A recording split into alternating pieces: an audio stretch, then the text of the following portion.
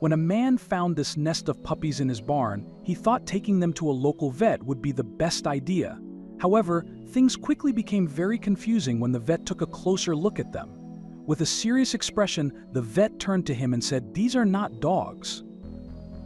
Matthew just arrived at the vet after finding the puppies in his barn.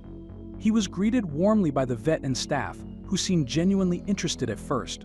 Feeling relieved, Matthew started to believe he had made the right choice. Little did he know, things were about to take a strange turn. The vet asked where Matthew had found the puppies.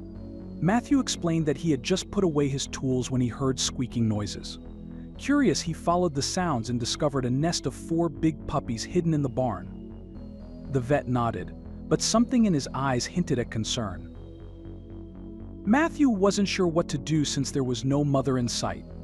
After some thought, he decided the vet was the best option to ensure the puppies were safe and healthy. Or so he thought. As the vet examined them, Matthew couldn't shake the feeling that something was off. While the vet examined the puppies, his behavior started to change. He began muttering to himself and furrowing his brow, looking more puzzled with each passing second. Matthew watched with growing unease, wondering what could be causing the vet to act so strangely. What was he seeing that Matthew wasn't? The vet looked up and asked Matthew if he had any idea where the puppies came from. Matthew shook his head, saying he had no clue. The vet's next words sent a chill down his spine because these are not dogs. Matthew stared in disbelief, unable to understand what the vet meant. Matthew was bewildered. He tried to argue, pointing out that the puppies definitely looked like dogs. "What do you mean they're not dogs?" he asked, his voice shaky with confusion. The vet just shook his head, leaving Matthew more puzzled and uneasy than ever before. Did he really think these were not dogs? The vet looked at Matthew and said, "I don't think so." Something in the vet's eyes made Matthew uneasy. He could tell the vet was hiding something, not telling him everything. Matthew tried to read the vet's face, searching for clues, but all he saw was the determined look of a man who was sure. Matthew was shocked by the vet's response. Feeling protective, he decided he wanted to take the puppies back home and care for them himself. "If you're not going to help, I'll take care of them," he said firmly, hoping to end the strange conversation and get the puppies to safety. But then the vet stood firm and said they needed further examination. Before Matthew could say anything, the vet's tone grew more insistent. Matthew felt a knot of worry tighten in his stomach. He wanted to protest but sensed that the vet wouldn't back down. Then things started moving quickly. The vet called in an assistant and firmly instructed them, "Take these puppies to the lab immediately." Before Matthew could react, the assistant swiftly gathered the puppies and left the room. Everything was happening so quickly that Matthew felt completely overwhelmed and powerless. He tried to protest, but the assistant was already out the door with the puppies. Matthew was unable to intervene as the vet and assistant moved quickly. In a matter of seconds, they were gone, leaving him alone in the room. He stood there, feeling a mix of confusion and frustration. The puppies were out of his sight, and he had no idea what would happen to them next. Matthew rushed out of the room to follow them, but they were nowhere to be seen. He looked around, feeling a surge of panic. Where did they go? The clinic was eerily quiet, and he had no idea where to start looking for the puppies. But somehow he was determined to find them, even though the puppies weren't his. Soon after, the vet reappeared and told Matthew that he had no choice but to keep the young animals there for further examination. They could potentially be dangerous. Matthew's mind raced with confusion. Dangerous? How could these puppies be a threat? He wanted answers, but the vet's stern expression left no room for argument. The vet quickly left again, leaving Matthew alone with an uneasy feeling, wondering what would become of the puppies. The silence in the clinic felt heavy, and questions swirled in his mind. After a moment, he decided to go to the front desk, hoping to get some answers or at least find out where the vet had taken the puppies. Matthew walked to the front desk and asked where the vet was. The receptionist looked up and said, "I'm sorry, but the vet is unavailable for the rest of the day." Frustration bubbled up inside Matthew. How could the vet just leave like that? He needed answers, but it seemed he would have to wait. What the hell is going on? Standing alone in the clinic, Matthew felt his confusion quickly turning into anger. He couldn't believe the vet had just disappeared, leaving him with no answers. His thoughts raced as he tried to make sense of the situation, his frustration growing with each passing moment. While walking to his car, Matthew's mind raced with all the strange events of the day. Frustration boiled over, and he decided he couldn't let this go. He needed to get the police involved. Grabbing his phone, he dialed the local station, determined to get to the bottom of what was happening with the puppies. Matthew stepped into his car and immediately called the police. When the operator answered, he quickly explained everything that had happened finding the puppies, the vet's strange behavior, and how they were taken away. He hoped they would take him seriously and help him get to the bottom of this baffling situation. Expecting help in retrieving the puppies, Matthew was disappointed when the woman on the phone told him they couldn't intervene. She explained that the vet had professional authority over the situation. Matthew couldn't believe it. How could they just dismiss his concerns? Frustration and worry gnawed at him as he realized he was still on his own. Matthew hung up, feeling even more frustrated. He sat in his car, trying to think of what to do next. Suddenly, it hit him Emily. She might be able to help. He quickly grabbed his phone again and dialed her number. As the phone rang, he felt a glimmer of hope. Maybe his cousin could shed some light on this mystery. Matthew quickly dialed Emily, his cousin who worked as a waitress in the cafe next to the vet's office. She knew the area well, and maybe she had noticed something strange. As the phone rang, he hoped she would pick up and be willing to help. He couldn't shake the feeling that something was seriously wrong, and Emily might be his best chance at finding out what. When Emily answered, Matthew frantically explained the bizarre situation and the vet's odd behavior. He told her about the puppies, the vet's claim that they weren't dogs, and how they were taken away. Emily listened intently as Matthew poured out his concerns. His words came quickly, driven by a mix of confusion and desperation, hoping Emily could offer some insight or assistance. Emily was surprised by the story and unsure how she could help. "What do you expect me to do?" she asked, clearly puzzled. Matthew took a deep breath, trying to think of a way she could assist him in uncovering the truth. He knew she had access to the building and might have seen something that could help him understand the vet's strange actions. Matthew pleaded with Emily, explaining that he needed to get into the building to find out what was really going on. He told her about the vet's strange behavior and how worried he was about the puppies. Emily listened, sensing his desperation. "I need your help, Emily. You're my only hope," he said, hoping she would understand. At first, Emily was very reluctant. She could lose her job if she got caught helping Matthew sneak into the building. "I can't risk it, Matt," she said, shaking her head.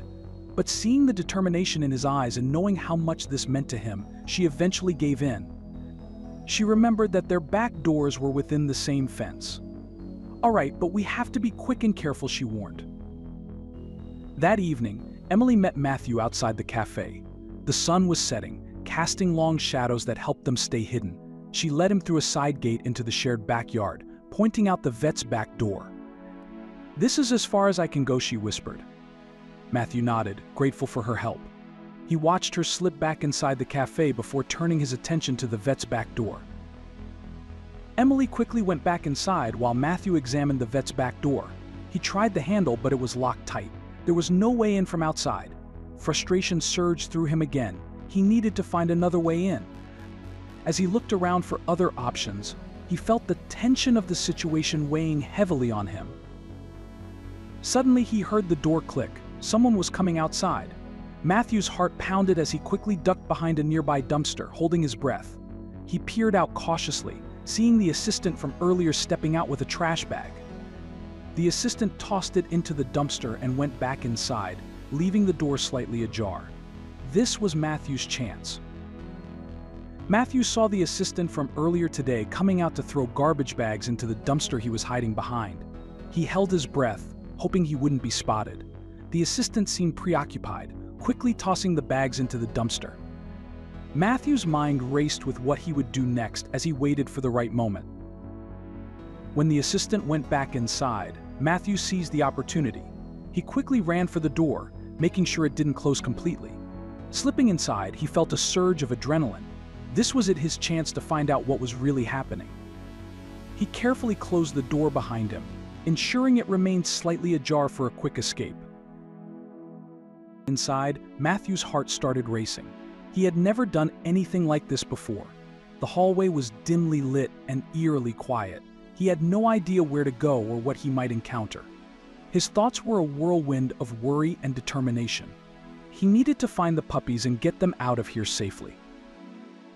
At that moment, he heard muffled voices coming from behind a door at the bottom of a short flight of steps. He cautiously approached the steps, straining to hear what was being said. The conversation was too faint to make out, but it was clear something important was happening behind that door.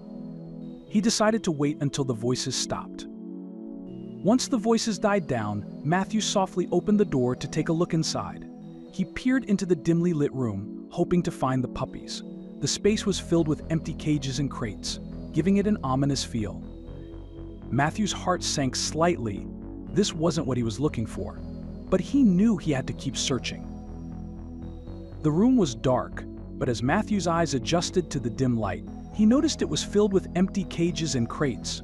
It looked like a storage area, abandoned and silent. The sight of so many empty cages made him uneasy, wondering what had been kept here and where those animals might be now.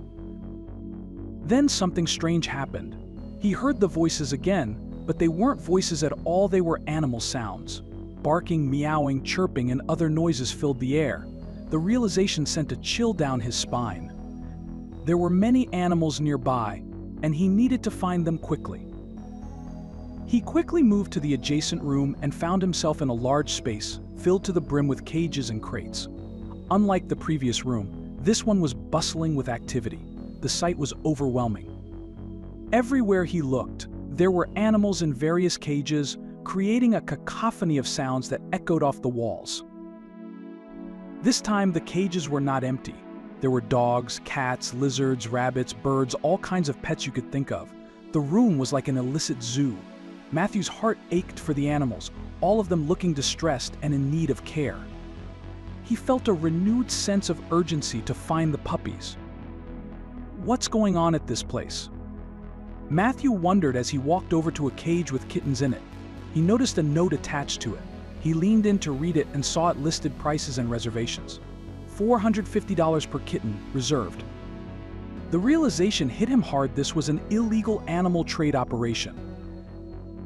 The vet was selling these poor animals. His mind raced as he tried to comprehend the scale of the operation he had just uncovered. While he was totally perplexed by the situation, he knew he had to find the puppies. He started looking around, searching each cage and crate, but they were nowhere to be found. Frustration and worry gnawed at him as he moved through the room, unable to locate the puppies he had brought in. Determined to gather evidence, Matthew took out his phone and started snapping pictures of the animals and the incriminating notes. He made sure to capture every detail, knowing these photos would be crucial in proving the illegal activities taking place. He worked quickly but carefully, trying not to draw attention. Armed with evidence, Matthew quietly exited the building through the back door. He dialed the police again, this time with proof of the illegal operation. He explained everything and sent the pictures, hoping they would take swift action. His heart pounded as he waited for their response, feeling a mix of fear and determination. Then he called Emily, asking her to let him back into the cafe. She agreed, and Matthew made his way to the front, where he could wait for the police. He felt a rush of gratitude for his cousin's help and a surge of hope that the authorities would soon put an end to this terrible operation. Within minutes, several police cars arrived, and officers rushed into the clinic, catching the vet and his assistant by surprise. The chaos that followed was intense, with the officers moving swiftly to secure the area and gather evidence. Matthew watched from a safe distance, his heart pounding with anticipation and hope. Matthew watched as the vet and his assistant were handcuffed and led away, protesting their innocence despite the overwhelming evidence. Their denials fell on deaf ears as the officers escorted them to the waiting police cars. The scene was surreal, and Matthew felt a sense of justice being served.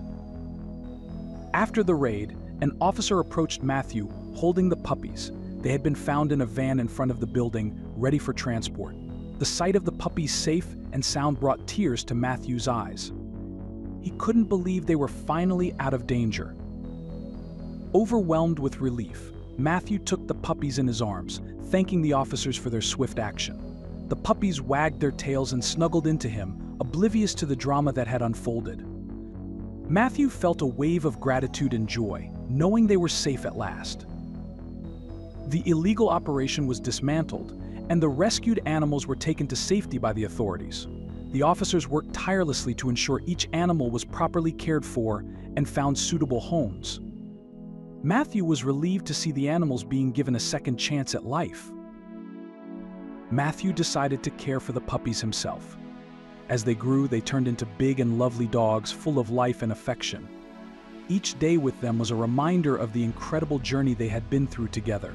Surrounded by their playful energy, Matthew felt a deep sense of fulfillment and happiness.